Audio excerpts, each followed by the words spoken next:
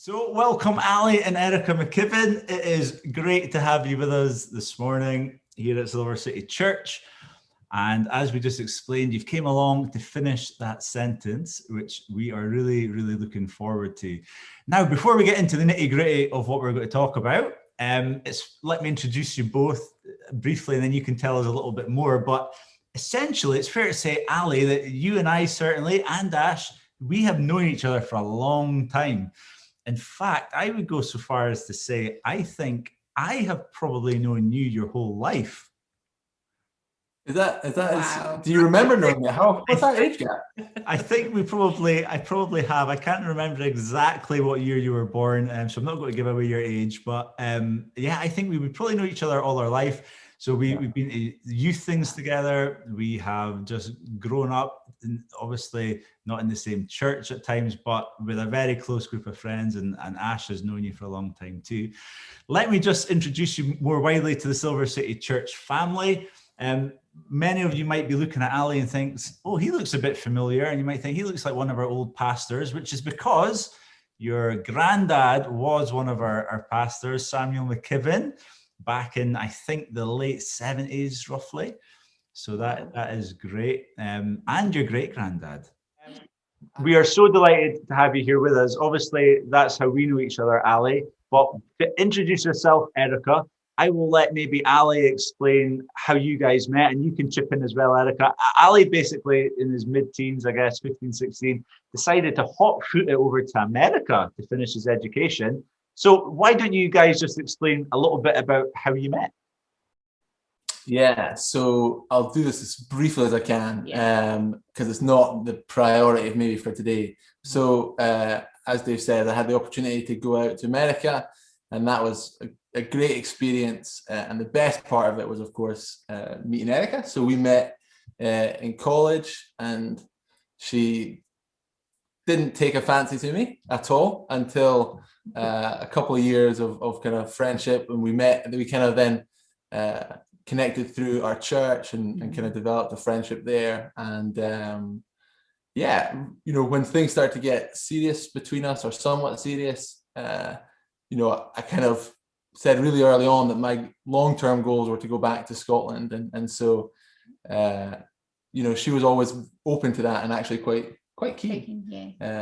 So some people in America don't leave America, but Erica was one of the few that was willing to forsake sunny Texas for rainy Aberdeen. You know, you found a good thing when you've got somebody that's willing to do that.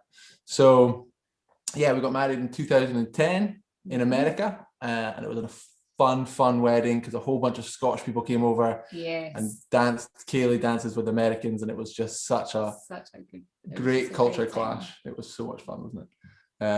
And then 2 years into marriage, we took the chance to come back to Scotland, and God's hand was over that timing, because of, like, if we hadn't have gone when we left, all the visa stuff changed like right after we got into the country, and it would have been really difficult to have gotten in. So praise God for that. And then again, this is probably not a short story at all, down to Glasgow and then back to Aberdeen.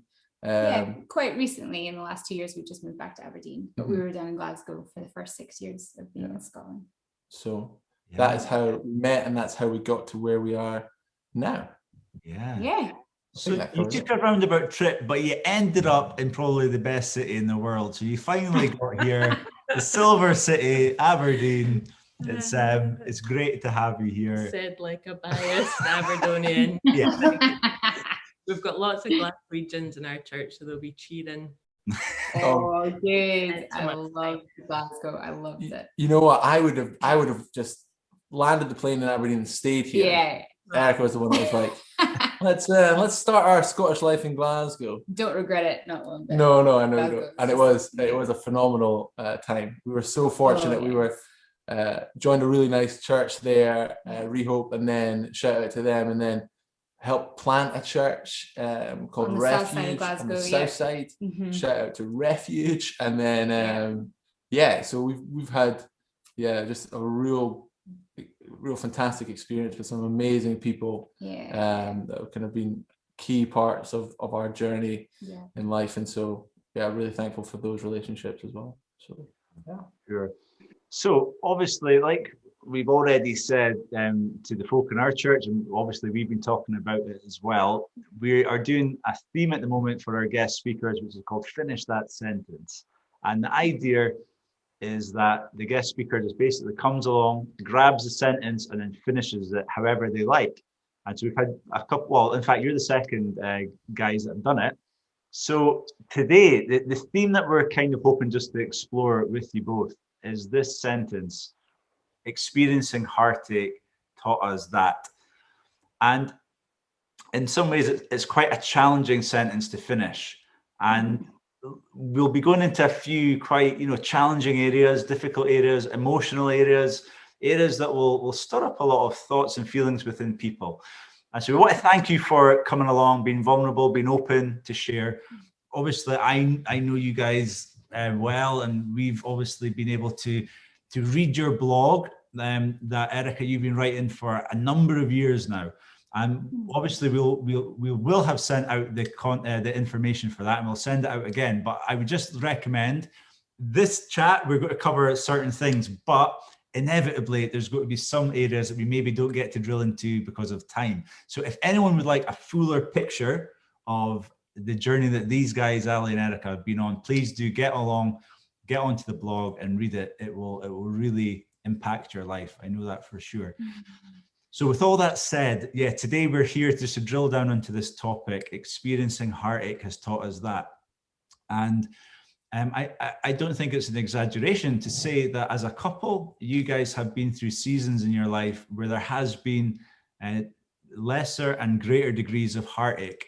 And in particular, this heartache that we're talking about today has been associated with issues perhaps related to childbirth, having kids, perhaps not being able to have kids, periods of barrenness, miscarriages, a lot of very deep emotive things that are challenging to talk about.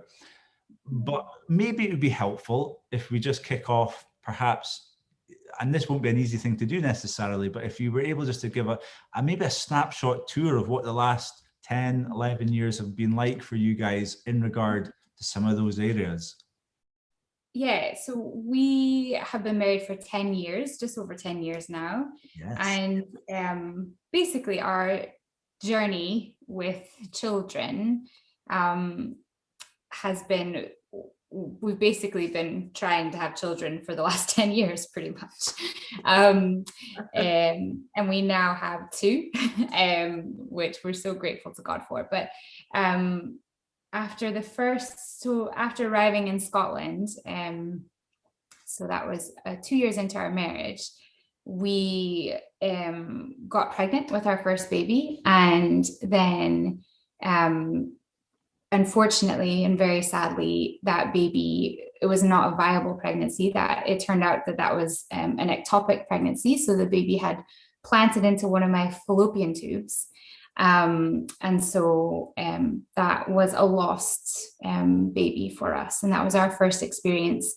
And we were quite young. I was 26, Alisdair was 24, so we're really young, and didn't know. A few of our friends were having kids, but not very many, and we didn't know anybody our age who had lost a baby. So we were kind of navigating that, on our own in a way, but God sent a lot of support. And then, unfortunately, after that, it took us quite a long, well, in our minds, it felt like quite a long time to then have another child. So it was another 2.5 years before we managed to conceive our first daughter, Olivia. And then after that, we thought, it'll be we won't have to wait any longer. God will just give us children now. And we were a little bit surprised that it took us another 2.5 years before we got pregnant with our second wee girl, Zoe. So there's been loss, and there's been what has felt like a lot of waiting. And I can honestly say I don't know which is more painful. I found that both of them were equally very painful situations. So that's kind of it in a nutshell.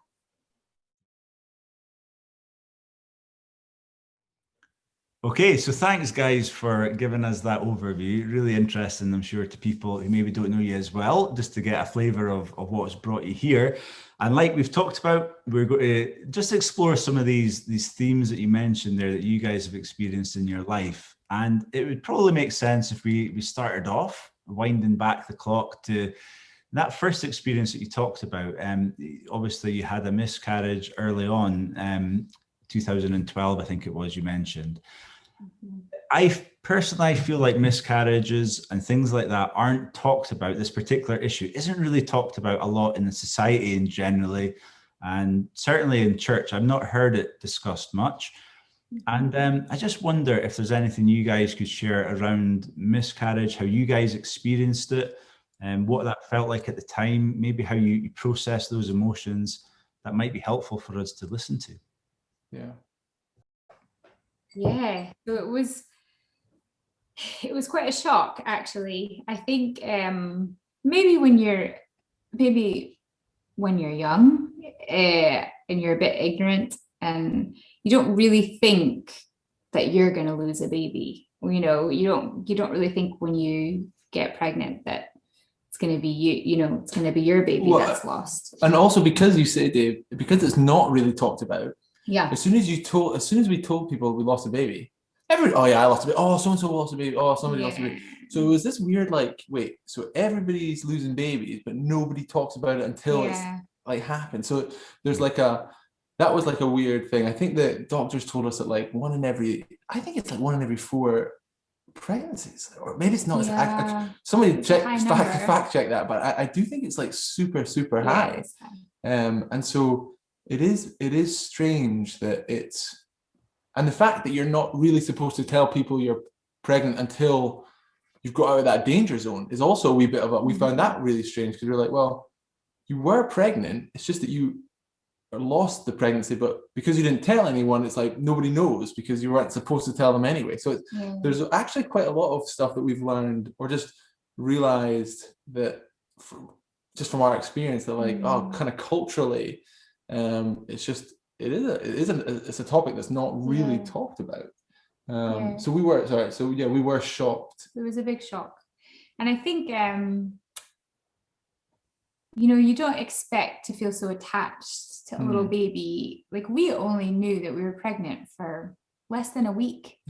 And then just at the end of that week, we went to have a scan, and then it showed that it wasn't viable, that the baby had planted into they didn't actually know. There was actually a lot of confusion around what was going on with this baby.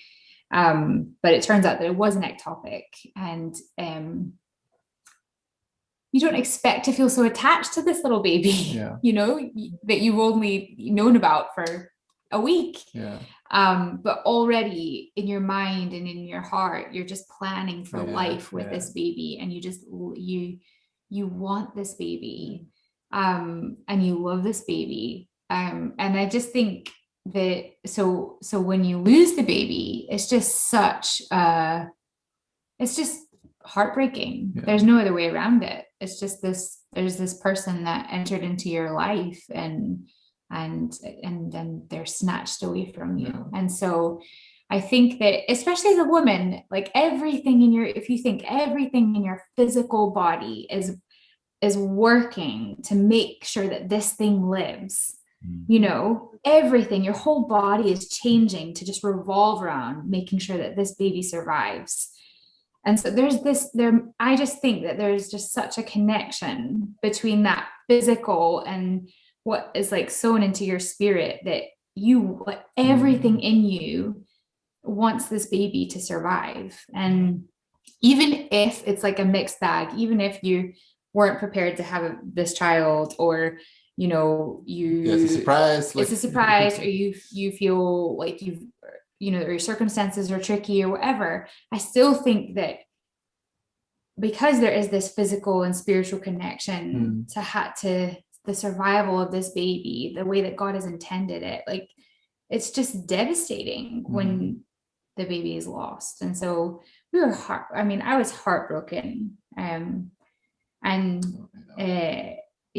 just really heartbroken, and it just feels like a genuine loss. I think it was difficult because our circumstances were such that Erica felt like, maybe it was just a first pregnancy thing, or maybe it was like, although we're pregnant, something doesn't seem right. So we were like in America at the time. We'd come back to Scotland to live. We went over to America in the Christmas to be there for Christmas, and took a pregnancy test there, found out we were pregnant, and then Erica just didn't feel right. And so praise God, like we did go and get a scan, and that's where we found out that it was an ectopic pregnancy.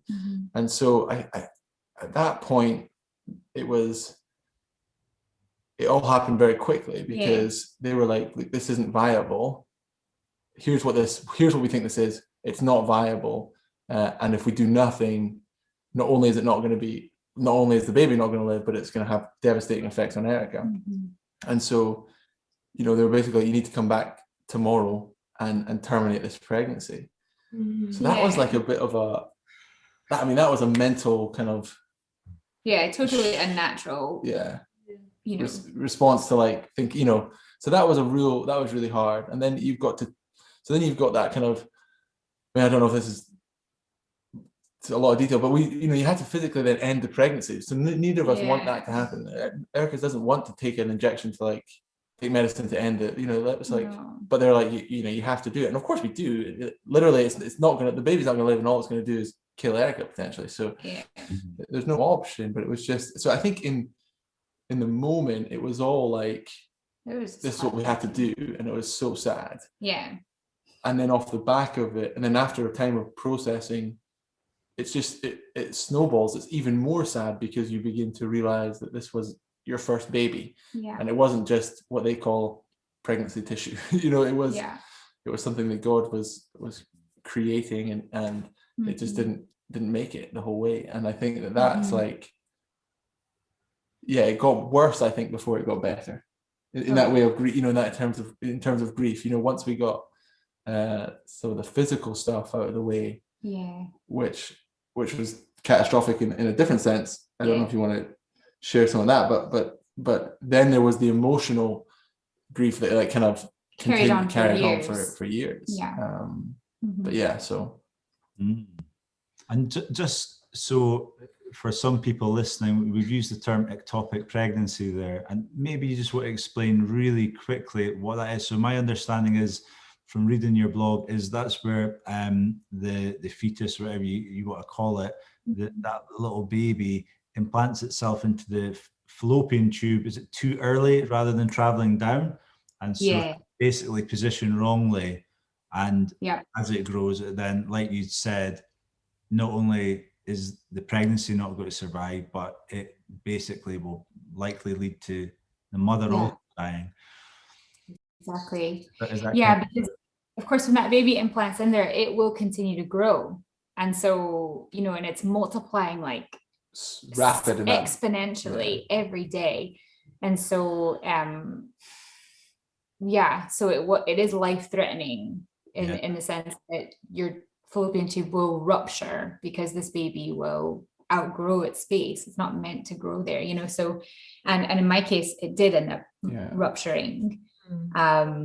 And it was a totally life-threatening situation that I was in even after the fact. So, so an ectopic pregnancy, it's slightly different than a miscarriage or other things like that, and in the sense that this baby didn't get a chance to have a heartbeat or really live for really very long at all, but but to us, this baby, the moment of conception, this was a person, that God was creating and was snatched away. And so for us, there was still a very real loss. And it took a little while for me to come to terms with that. But I had some helpful people in my life who reminded me of, the reality, that this wasn't just pregnancy tissue. Like all the medical professionals talk about it. But it was a person, and for us, a very real person that we will meet one day and get to see and hold and touch and speak to. And so, from the moment of conception, that was a person to us. And so it's a real loss, even still. And you made the decision back then to name the baby, and you guys can maybe share that if you'd like, what you decided to name it. But I think you've touched on a really interesting point, which I think maybe touches the nerve of maybe some of what we're talking about around this issue of miscarriage anyway, is that a lot of people just don't know how to really go about talking about these things. And we struggle perhaps, if a baby was to die after it was born, we kind of know how to react to that. We would have a funeral, we would give it a burial, we would do these things. There's like a societal understanding about how to respond to a situation like that. Whereas when the baby's still in the womb, sometimes there's a difficulty in how we respond to those moments. And particularly if, like you said, the baby maybe it didn't even have a heartbeat yet, but yet still from the point of conception, you felt very much that this is a life that God has given. And so you decided to name the baby. Maybe you just want to share a few of your thoughts around that, around maybe what you called it and why. Yeah, so there's actually quite an exciting story to the naming of the baby, which I'm going to let you tell because I will take too long to tell it. Can you do it a bit more succinct? Basically, after we lost the baby, we had we had a lot of really lovely people around us, older people who had been through baby loss before, and they were just kind of trying to help us figure out how to grieve the loss of this baby. And so they, one of our pastor down in Glasgow at the time had said, have you thought about naming the baby? And to be honest, at the time we just thought, well, that seems a bit weird. Like, we don't know the gender of the baby. We don't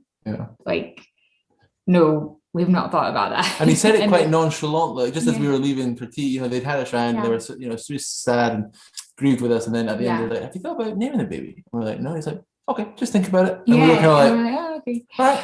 Is that a thing? So I think after that, we just thought, it's not really something we feel that we need to do. But then as time went on and we were praying, there was a couple in our church who really kind of pastorally came alongside us throughout the whole process of having lost the baby, then going through this longer season of not getting pregnant again. And they prayed with us like pretty much all the time. And they were just so amazing. Shout out to Dan and Jen Rusko if you ever watch this. Oh, they're amazing. Probably won't, but they, out of one of the kind of prayer ministry sessions with them, Darren, the guy, had said, he felt like God was saying something about there's something about the baby's name. And he was like, have you named the baby? And we were like, no, but we haven't. You're the second person to say that. And he was saying that there was something. It was as in God was saying, like, there's something in the name of this baby that you need to kind of pay attention to. And so we were like, okay, so we'll think about that. And then that for us, just so this is all this sort of stuff is a wee bit outside of our kind of maybe even our spiritual comfort zones. Like we kind of like we were still kind of growing in some of these like in some of these kind of, I don't even want to call them, I don't know what the right word is, but it was new to us, in some ways, and it was stretching us spiritually, and we were happy to go there and excited about what the journey that God was taking on us spiritually.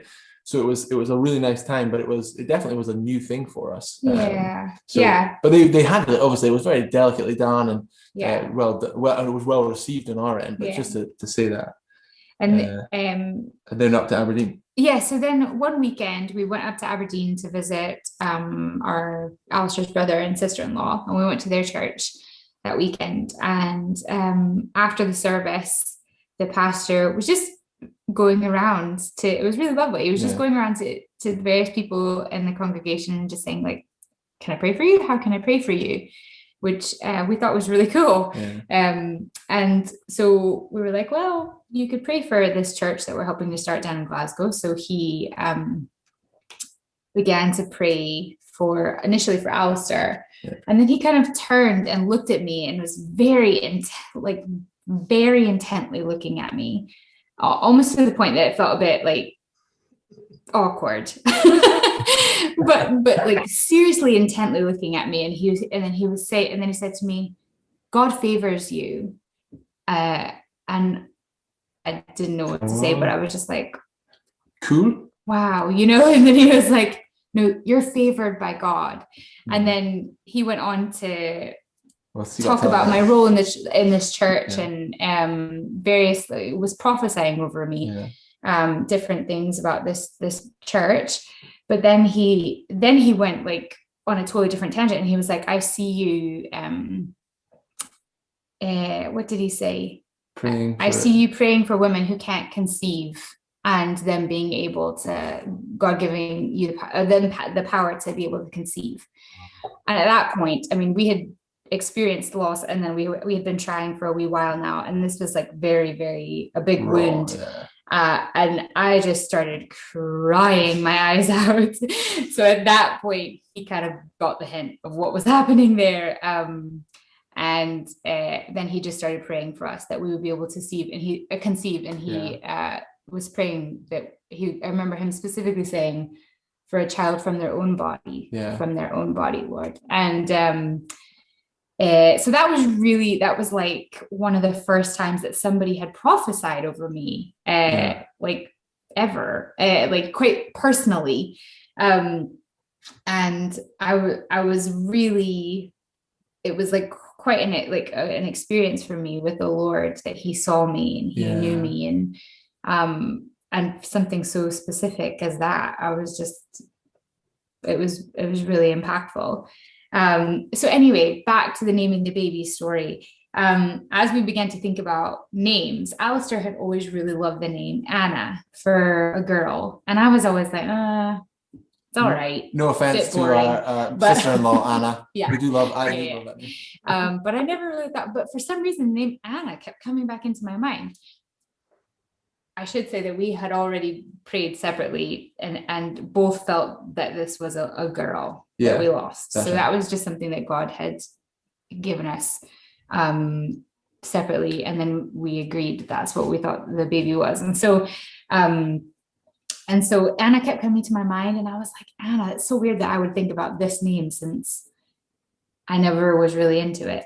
But then one day I was like, I should really look and see what this name means. And then I looked at the name, and it means favored by God. And, quite often in the Bible, they name their kids like based on things that are going on in their own lives. It's like, it's not always necessarily about the kid necessarily. It's about like what God's doing in them.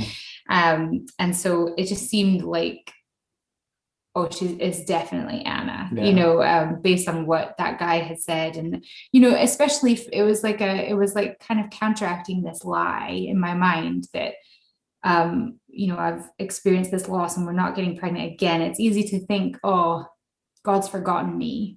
He's not blessing me. He doesn't see me. He doesn't, but the exact opposite was true. God was saying to me, I actually favor you. You're favored by me. And this is going to be like a testimony to you that this reality, I favor you, is really what's happening even in this season. So it was really. Yeah. So it wasn't just a name picked out of a hat. Well, it was by me, but God, God's so good. He takes little me and like, I like the name Anna, and I actually brings it like with so much power. And so much, like, it just felt like, wow, who knew? Like, a lot of meaning. Yeah. Mm-hmm. And so beautiful name. It's funnily enough, our the youngest daughter, Alara, one of her middle names is Anna. So I can't remember the other one. One of them is Anna. No, I do remember the other one. The other one's Grace. So double grace, isn't it? So there's lots Grace of grace and favored, and it's a beautiful name. Beautiful name. Do you feel like there was some healing, like in the name, you know, being able to name the baby? I'm just thinking about other couples who might be experiencing the same thing or have experienced. Even in that process, do you think healing comes in giving a name to the baby? Or it's a really personal God. I do. I think so. You know, I have friends who've lost babies and they've named them, and I have friends who haven't named the babies that they've lost. And I don't know if it really affects the way that you grieve, as long as you are grieving a baby, you know. So I think you know, God knows what people need in order to grieve. And I think I really felt like, God, I don't know how to grieve. I don't know how to process this at all. So I'm just entrusting the process to you. So whatever I felt God was like leading me to do next was what I did. And so I think for some people, naming the baby will be really healing, because it'll help them just. For me, it was more tangible at that point. Like exactly. It wasn't, you know, you go from like it's a person, pregnancy tissue, to no, it's actually a baby. Actually, it's a baby with a gender. Actually, it's a baby with a gender and a name. And at that point, you're able to, like, I don't know, for me, just personalize it, imagine it. And that was the thing when I remember sharing this mini story with our family to tell them, like, hey, just so you know, we named this baby, you know, because you want other people to. We're really big on just sharing our stories with people, and it's important, I think, for family to then be able to say, yeah, we'll do that with you. Like we'll call her Anna. And grieve Anna with you. And that was actually it's really lovely for other people. Other people to be, you know, the message that came back was like, we love Anna, like we miss her already, you know, like, and that was actually quite a lovely thing, I think, for other people to then, it wasn't just this untalked about sadness. So yeah, I think for some it can be a really impactful thing, and it was for me. I think you just touched on that, a really interesting issue there. You obviously mentioned there that your family, as you guys shared your story with them, they were able to buy into that and kind of support you in a different way, I guess, than they would have been otherwise. But I think wider than that, and I've experienced this in my own life, we often feel that we can lack the vocabulary or the words to say. I'm talking about if one of my friends has lost a baby, if one of my family members have lost a baby, what do I say, what do I do in those moments is very, very, can feel very difficult. I wonder, you've obviously been on that side of the coin where you have lost a child.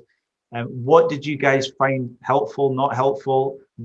And I guess there might be some kind of personality comes into play here where not everyone will react in the same way. But is there anything that you would advise people who are trying to support someone who has lost a baby? Yeah, I mean, I think, I can totally identify both sides, to be honest. Like before, I knew quite a lot of older, you know, in the church in the States, a lot of the women who were mentoring me would share their stories with me about losing babies or having to wait to have, you know, for long periods of time to have babies. And I just had no frame of reference for it. I couldn't understand why it was so painful. I couldn't, although I knew like it should feel sad, I didn't know how to, I had just had no frame of reference for it. I just didn't get it, you know? And so I knew that like I should say, oh, I'm so sorry, but I really, beyond that, no kind of sense of compassion or anything. I just didn't. I didn't, and that's just me being honest. I had no idea what that would have been like for people. And now being on the other side of it, it's equally as difficult to know what to say, because it's just heartbreaking, and in a way you don't really know what to say. You just know to say to people, and this is quite often when people say to me, I lost a baby, like people just want to share to know that they understand the Yeah. suffering. Yeah. They want to share in your suffering, to show that they understand that. And even if they don't have words to comfort you, they just want to say, I get it. You know, Yeah. it's heartbreaking. It's horrible. Nobody wants that to happen. I still think about that baby that I lost, you know, and to be honest, when people lose babies now, I still think to myself, I'm just so sorry. Like I know it's just utterly heartbreaking, and I know that you love that baby, and I know that you wanted that baby, and I'm so sorry. It shouldn't happen. It shouldn't happen. Like, you shouldn't have lost a baby. Yeah. Just like when people die, I just think people shouldn't die. You know, it's like, it's just horrible. And so there's something just about being with them in that suffering yeah, I think that's so well said, that just being in it with them, not trying to either fix it or try and move them on too quickly, or kind of like, the next one will be, think. I think it's about just waiting until they're ready to move, and to a certain extent, or at least for, especially initially, it's just being there in them with it, and so if you've not experienced the loss, that doesn't mean you can't just wait and just be there and say, I've got no idea what this must be like, other than it must be terrible, and I'll stay here until some of that subsides, and stay in that, when I don't, stay there emotionally or whatever. So, but it's difficult. But I think as soon as you recognize that it's difficult, it's the start. I think. That's a big thing. Just not shying away from it if you don't understand it. And I think it's fair enough just to be like, I've never experienced that, and I just can't imagine how hard that would be. Like, I'm so sorry. I just like that. Just sounds horrible, and I'm so sorry for your loss. And then if I can say one more thing, I think it's about, like, as you say, don't shy away from it. Yeah. So in the first conversation, engage, but then don't feel like you can't. They're still grieving the next time you hang out with them, probably. Yeah. So it's okay to be like, hey, how you doing? Rather than avoid the obvious, like, you're probably not well. You might, they might be on a better day, and they're like, hey, actually, like, God's done this week, and he's spoken to me here, and I'm feeling like a little bit more hopeful or happier, and he's totally healed that wound. And amazing, but don't feel like you need to avoid them for 2 weeks because you don't know how to handle it, right? People don't want to open up the wound, or I'm thinking of it, and they don't want to inflict any more pain, so they'll just avoid it altogether. But it's good to know that you shouldn't be shy about it, and just ask. As you say, I mean that's maybe a bit, that is also us. So, like, we're a bit more like, we're quite open. So there might be some people that don't feel as comfortable. It's more private, and they don't tell anyone, or they tell only one other person, and they just have a stiff upper lip. There's a wee bit of a culture thing there as well, I think, is like, is the reason you don't tell anyone you're pregnant until 13 weeks, because these things happen so often, and then people just go through the loss themselves. And I don't know, that's not how we did it. It reminds me of a quote that one of my favorite person that I quote a lot is Rick Warren, and he obviously encountered heartache of his own where he lost his son, his teenage son, I think he was at the time, through suicide. And him and his wife, Kay Warren, they talk about their experience of grief. And he says, grief isn't something you get over, grief's something you go through. And it's not just like this event that suddenly, oh, that's it, it's gone and I'm past that now. It's, even now, probably years on after that event, they would still describe themselves as grieving over their son. And similarly, perhaps with you, guys, even though time may pass, there'll still be that grief associated with that baby. Let's switch gears a little bit, and we're now going to kind of move into another issue, another theme that you guys have also encountered in your journey. And I guess different words could be used to describe this, but for want of a better expression, you can tell me if there's a better one, but the whole topic of barrenness, or potentially, waiting to get pregnant.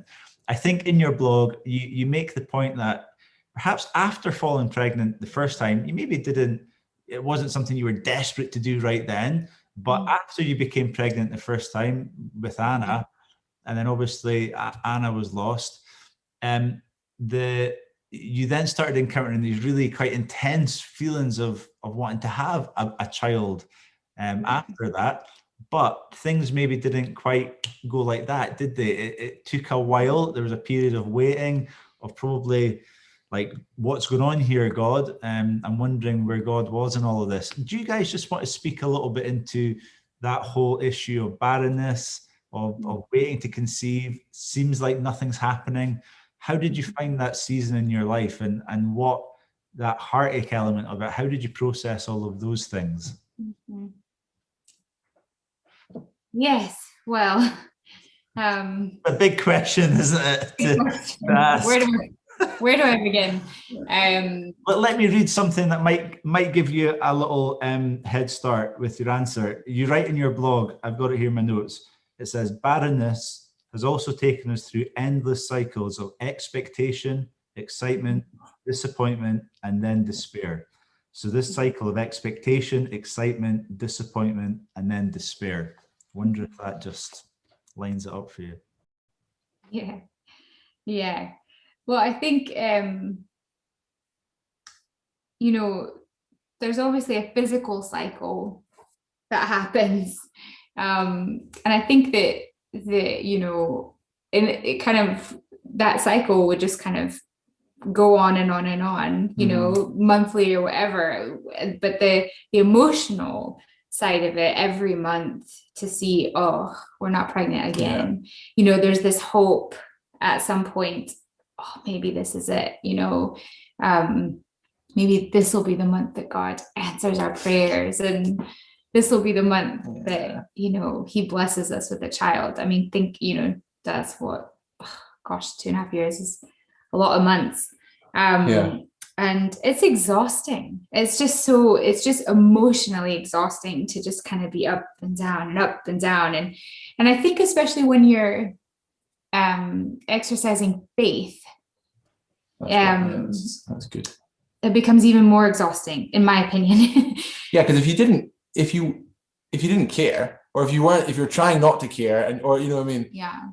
But I think it's But you're going through. I feel like there's more effort in terms of belief. Yeah. Your faith is something that you exercise. Yeah. It's something that you have to work at in a way, and it is a gift. Yeah. It is a gift, but it's also something that you have to put your faith in God, and you have to pray about something. Mm-hmm. It takes effort, and so just all of these things, we were praying and we were fasting and we were putting our hope in God. And, the amazing thing about God is that apparently barren women have like a soft spot in his heart, because there's so many women in the Bible who go through this. Mm-hmm.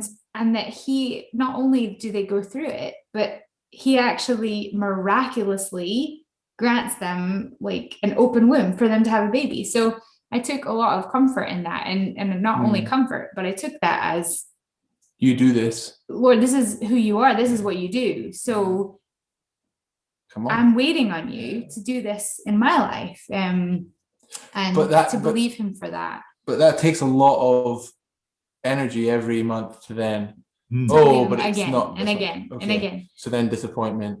Okay, let's go again. Let's cheer yourself up. Let's pray. Let's fast. Let's see.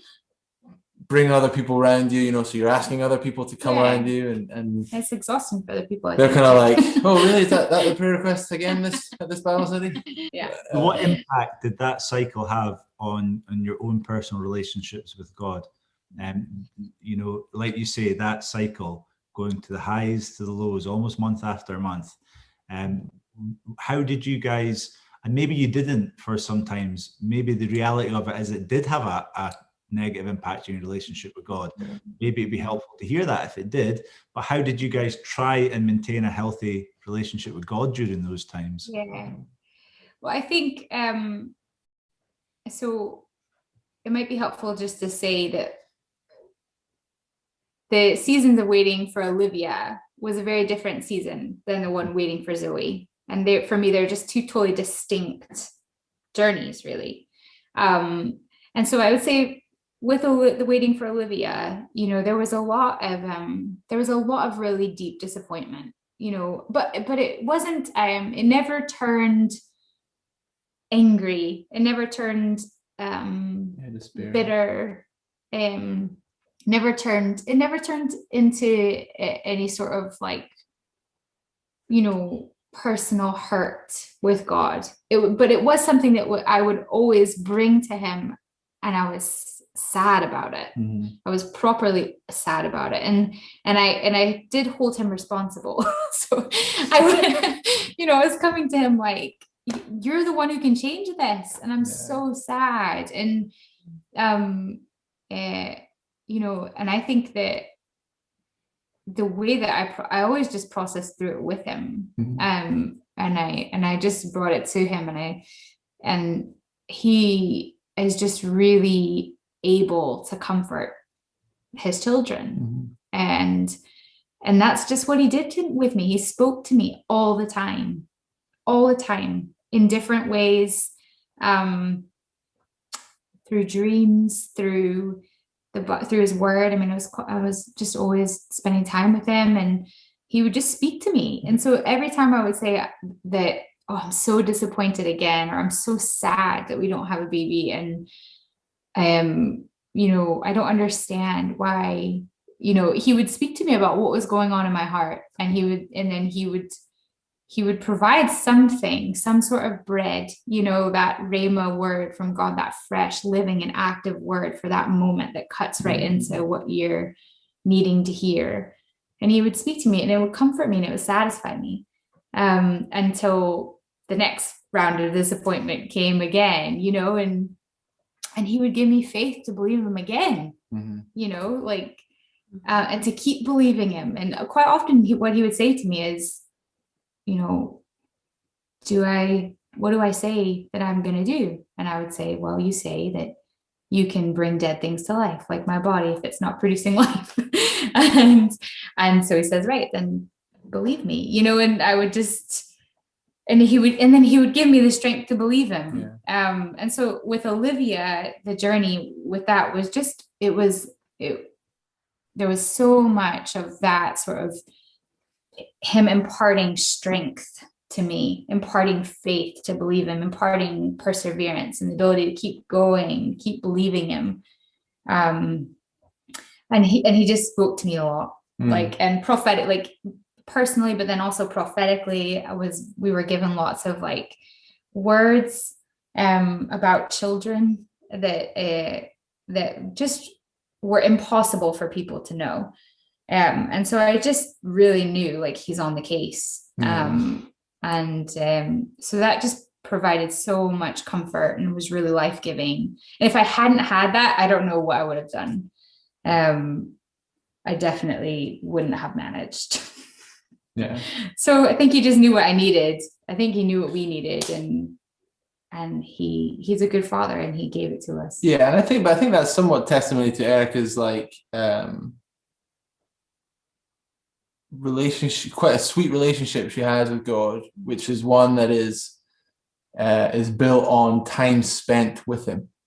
You know, and so by her prioritizing that allows God to speak into the hurt, and by not you know, everybody, you know, does whatever they want with their spare time, right? But you know, seeing Erica go through that, it was I'm going to get alone with God, and I'm going to go to him again, and I'm going to come back to him again. And so therefore, like, he's able to speak into the hurt, and she's not running to vices here or there, or trying to distract, or just trying to stay positive and keep going, you know, take up a new hobby. She was drilling it. She was like zeroing in with God. And so I think that's quite a powerful reality. And I think if there's a nugget for people there that are going through it, is that, like, God's so good, right? And he goes over and above, right? So you've got other people that we don't know, that don't know us, telling things to us that were like, only God could have told you that. That's so powerful. And we could share so many stories of that, and, you know, we will maybe another time. But also there's something about being disciplined. I don't know if that's the right word, but just prioritizing, I think, is the right one, to say, God, I want to spend time with you, to hear from you on this. because I know you want to speak. And I think that's a powerful, that was probably a big part of, I think, in your life, of course, and in both our lives, is that there's certain rhythms that we have in place. Spending time with him, spending time in the Word with him helps us through those seasons. Being connected to a local church. I mean, as I mentioned before, like our friends were, how's it going? Oh, still nothing? Okay, we're gonna pray again with you. And some were more tired than others, I'm sure, but you know, being connected to a local church, hearing God's word preached, worshiping on a Sunday, connecting in a small group. Like, I think those rhythms that we had in place were those things that sustained us through that time. I don't know how you go through loss, barrenness, heartache without God. Personally, it's impossible. And we also the pastor, the church that we were connected to, not our church, not the church plant that we helped start, but the one that we got connected to before that, the pastor was a really amazing man of faith, and I was always constantly encouraging his people, his church, to wait on God, to learn to wait on God for promises that he's spoken, and to do that. He really taught people how to do that well by demonstrating it himself and showing the ups and downs of disappointment. I think anybody who waits on God for anything goes through the same cycle of expectation, hope, disappointment, this isn't it, and we see that in the Bible as well, with people who are waiting on God for promises. And it's the same sort of cycle, really. And I think I was always very encouraged by his teaching on that and his life, because he continued to persevere in prayer. He continued to believe God, even though it was a long-standing prayer, and just to believe God for who he is and what he says he does, and to hold him to it. He really taught that. He really taught us a lot about prayer. Shout out to Brian Ingram. But amazing. I keep pretending that these people are going to listen. I don't know if they ever will, but you can Google them. We will hunt them down, Ali. We'll send in the DVD of this if we need to. DVD. Nothing to play them on now, is there? VHS. I think these have shared some real pearlers there. But it was tough. But then, just to go with Zoe. Oh well, come on, let's tell them. Can we tell you a quick story about then how we got pregnant with Olivia? Can we, rather than go to the next one, just real quickly. So then this is incredible. Because so we're trying, nothing happened. And then I'm like, okay, I think we should get some investigators, just find out what's going on here. So let's refer us. And Erica's dreads the idea.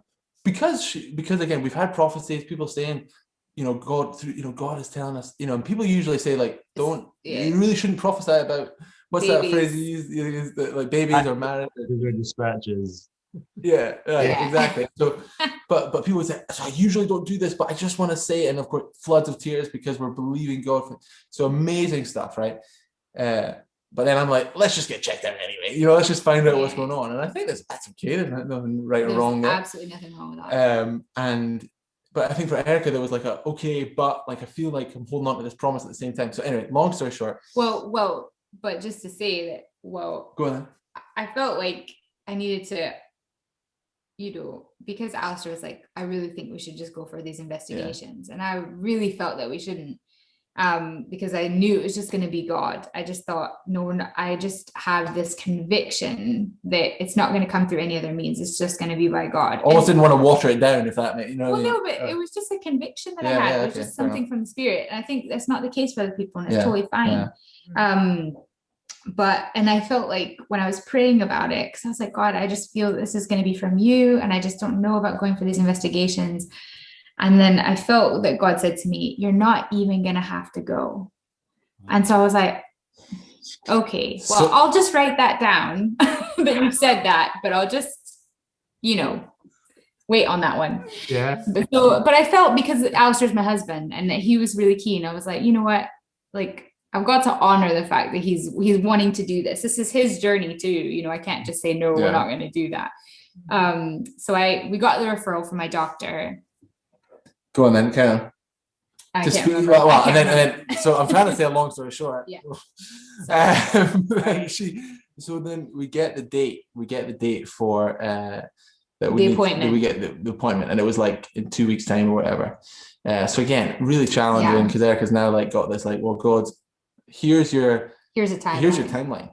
You've got 2 weeks essentially, and there's quite a lot that happened. Oh, I mean, Erica went for 2 months leading. Yeah, the 2 months leading. I know, but Erica went for prayer. We had prophecies spoken over us. We had I went for prayer for healing, and every single one of our babies has always been preceded by somebody praying for physical healing. Like literally, like somebody prays for physical healing, and I get pregnant in a week. That week. With all 3 babies. So these 2 old ladies at this in Glasgow, the healing room in Glasgow. Shout out to the healing room in Glasgow. Amazing. And they prayed for her and just these women of faith. And so the day of, and then I think was it not the night before you made that case? 2 nights before. This was cool. This was no. So 2 nights before, I was like, God, I just need to know, like, am I pregnant? Am I going to be pregnant? And I actually said to God, this is just one of the things you really most people don't do because it's a bit crazy.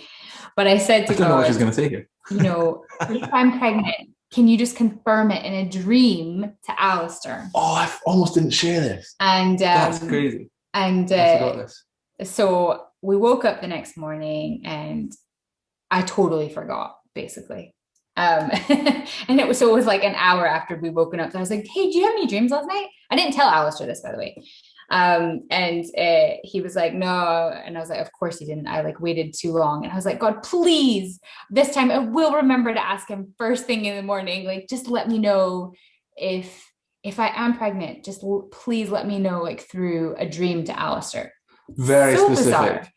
And then isn't there a verse about not testing the Lord your God? Yeah, there is.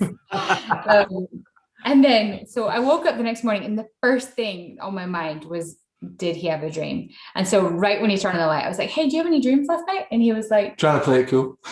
He was like, oh, yeah, actually I had a dream. You told me you were pregnant. And I was like, oh. And for me, it was like, I'm pregnant. I don't need to take a test. I don't need to know anything else. That could only be God, you know? So that was an amazing thing. And then that was just a couple days before this appointment. So the appointment was the morning, you know, the Monday morning or whatever. And and I basically put off taking a test because I just couldn't bear the thought of seeing and not pregnant. It was just like dreadful. So we're like, we'll take a test the morning of the appointment and we'll just deal with it either way. And then the night before, I like laid out this whole case before God, like all the reasons why he should answer this prayer. I can't even remember all the things in it. It doesn't matter, but basically just all the things that he says in his word. Yeah. This is who he is. This is what he does. Because he answers prayer, because he's alive, to let other people know that God's real and that he's in this and he cares about barren women and to destroy the works of the enemy. That was a big one for me. I was like, God, just destroy the works of the enemy and redeem like what I felt he had snatched away. Mm-hmm. And so we woke up the next morning, we took a pregnancy test, and we were pregnant. It was incredible. The best phone call I get to make to the like investigative people. I'm like, sorry, we're not coming to our appointment. We're pregnant. She's like, okay, thank you. Bye-bye. Congratulations. So yeah, that was really, really amazing. Wow. It was an amazing lead up. People would ask me about how am I feeling? Oh, actually, I'm not feeling very good. Now that you brought it up, so I'm that person. Thanks for bringing it up. Yeah, it sucks actually. but then I'm easily distracted. Yeah, do you want a cookie? Oh yeah. Disappointment, because not only was I totally disappointed that we weren't pregnant, but it like sent me spiraling because I was like, whoa, like I've got this totally wrong, and how do I like trust myself to hear God anymore? ouch, that just hurts, Yeah. you know, because it was just like I was like, I can't believe God for this anymore. It feels like I just have nothing left, you know. Thankfully, at least at this time, she did say, hey, no pressure, but I believe God's given me a timeline. Yeah, that was all I said. So if you could just come back to me with a, you know, whatever you think is the timeline for this next baby, that would be really helpful. Yeah, no problem, you know. Let me sleep on that. and so I did, right? And so what? So when we came to this next season, like you say, Dave, I didn't expect that we would be waiting. I thought we learned that lesson, and I thought very wrong about that. I just thought, why are we here again? Why are we here again? And I didn't know how to navigate through it. I kept trying to go through it the same way I went through the old one, and it wasn't working. Why would I go and try and start a church when I'm like this? When I'm like this, you know, and so I've got nothing to offer. it was A bit more growth flow. But no, in this instance, he was like, no, like, I really feel strongly this is what we should do. And I was like, oh no. Oh no, my husband's got an opinion. No, but I just felt These things haven't just come in off the back of the good news, right? Like some of these things were learned in the pain, and so